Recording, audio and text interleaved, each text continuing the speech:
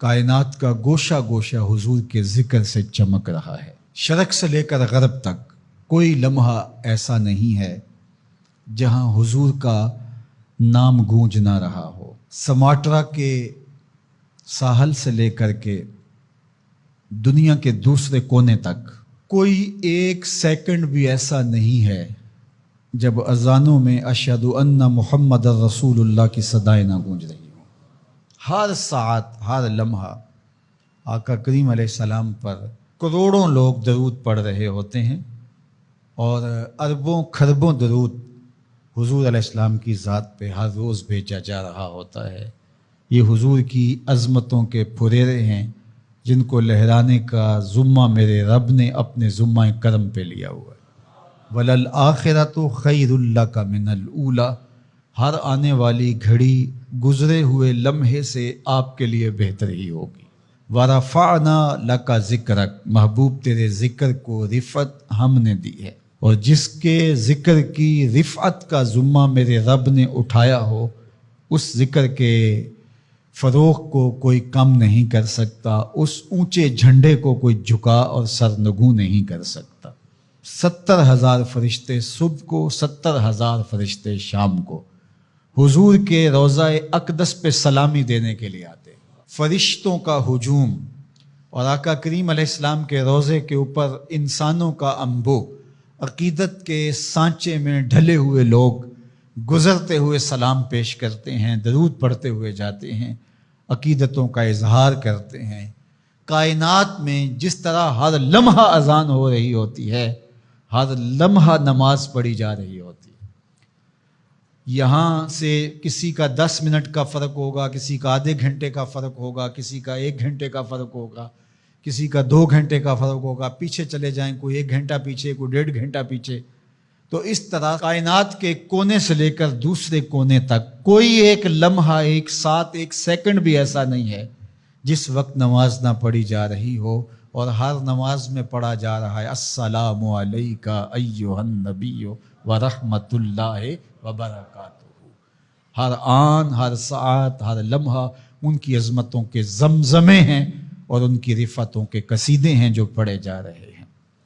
اللہ اکبر، یہ شان ہے اللہ نے اپنے محبوب کو عطا فرمائی۔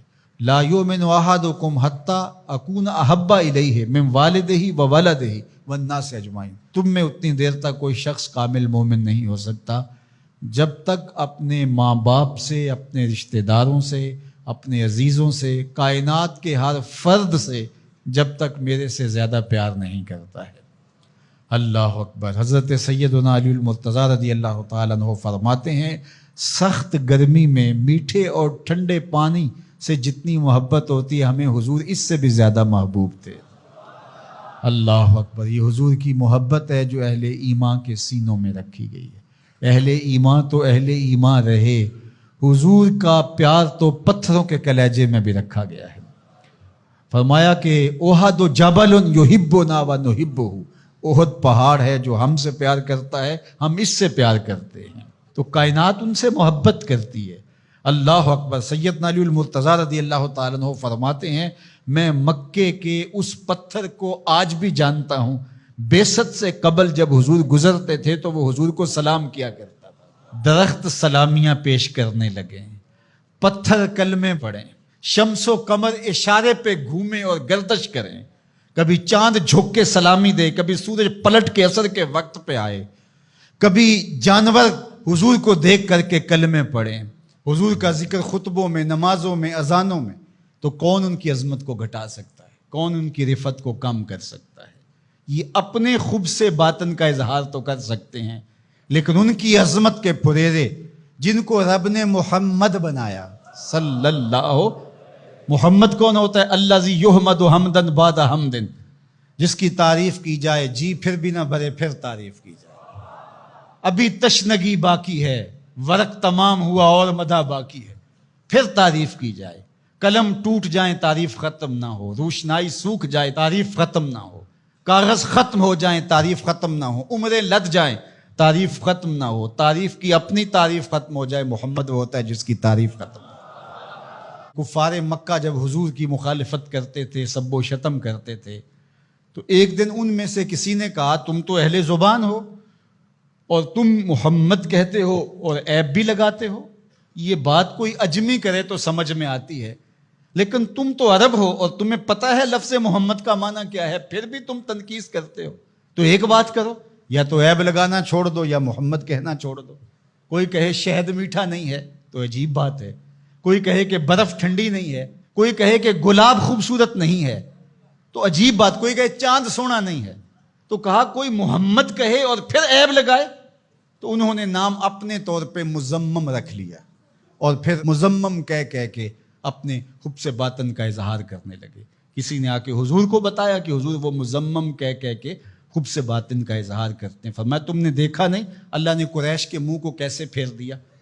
فرمایا یشتمون مزمما ویلعنون مزمما وانا محمد۔ فرمایا وہ کسی مزمم کو گالیاں دے رہے ہیں، میرے رب نے مجھے محمد بنایا۔ جب خاکے تراشے گئے تھے، میں نے کہا خاکے تو خاکیوں کے ہوتے ہیں، جو پیکرے نور ہو بلا اس کے بھی خاکے تراشے جا سکتے ہیں، جس کا سایہ بھی رب نے بننے نہیں دیا اس کے خاکے کیسے ہو سکتے ہیں؟ تم اپنے تصور سے کچھ بنا رہے ہو، وہ میرے حضور کے خاکے نہیں ہو سکتے، ان کا تو نہ ثانی بنایا گیا نہ ان کا سایہ بنایا گیا۔ مثل او در عالم امکان متصور نیست، خدا نے وہ سچائی پن چھڑیا جہدے وچ محمد نو اٹھا لیا۔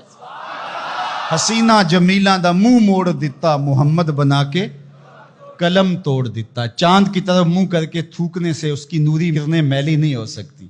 مدینے کا چاند کل بھی روشن تھا، مدینے کا چاند آج بھی روشن، اور رہے گا یوں ہی ان کا چرچا رہے گا، پڑے خاک ہو جائیں جل جانے والے، ان کا نام و نشان بھی نہیں رہے گا، لیکن میرے حضور کے نام کے پھریرے کائنات میں لہراتے رہیں گے۔